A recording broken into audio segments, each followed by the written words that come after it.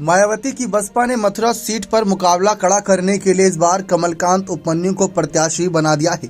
जी हां, देखा जाए तो कमलकांत उपमन्यु ये वही नाम है जो साल 1999 में इस सीट से पहले भी ताल ठोक चुका है। भले ही तब भी हार का सामना करना पड़ा हो, लेकिन इस बार उसी हार को जीत में तब्दील करने के लिए कमलकांत उपमन्यु चुनावी मैदान में उतारे जाएंगे। जी हां, जानकारी सामने आई कि बसपा के सुप्रीमो मायावती के द्वारा यह फैसला लिया गया कि कमलकांत उपमन्यु जो कि एडवोकेट है उनको प्रत्याशी बनाया जाएगा। साथ ही साथ वे छावनी परिषद मथुरा के पूर्व पार्षद, पूर्व वाइस चेयरमैन एवं सिविल एरिया और फाइनेंस कमेटी के अध्यक्ष रह चुके हैं तथा अधिवक्ता भी हैं। तो ऐसे में कमलकांत उपमन्यु मायावती के कहने पर मथुरा सीट पर हेमा मालिनी की मुसीबतें बढ़ाने जा रही हैं। देखा जाए तो भारतीय जनता पार्टी ने एक बार फिर से हेमा मालिनी को सीट से टिकट दिया है। दूसरी तरफ बसपा पिछली बार इस सीट से चुनाव नहीं लड़ी थी, क्योंकि तब यह सीट गठबंधन के तहत आरएलडी खाते में गई थी और इस सीट से कुंवर नरेंद्र सिंह उतरे थे, लेकिन उनको तगड़ी हार का सामना करना पड़ा था।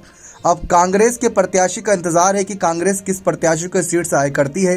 कहा यह जा रहा है कि ये सीट सपा कांग्रेस की गठबंधन में कांग्रेस के खाते में गई है, तो उनके बीच सीधी सीधी टक्कर होगी।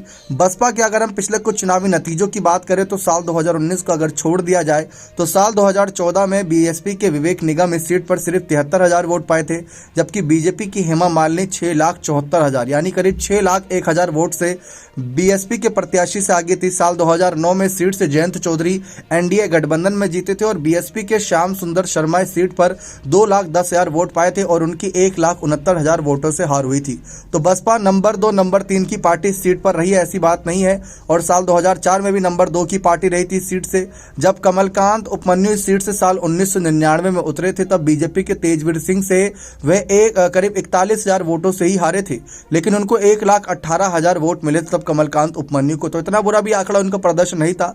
अब उसी हार को जीत में तब्दील करना चाहते हैं, तो बसपा ने अपना कैंडिडेट उतार कर बात साफ कर दी है। अभी कांग्रेस के तरफ से भी ऐलान होना बाकी है। देखते हैं कि कांग्रेस किसे आगे प्रत्याशी बनाती है या सपा खाते में जाती है सीट। फिलहाल तो इस पर नजरें बनी हुई हैं, लेकिन मथुरा से हेमा मालिनी के लिए मायावती ने एक बड़ी चुनौती पैदा कर दी है। अब देखते हैं आखिरी मोहर लगती है कमलकांत उपमन्यु के नाम पर या नहीं। बने रहे चैनल के साथ। बहुत बहुत धन्यवाद।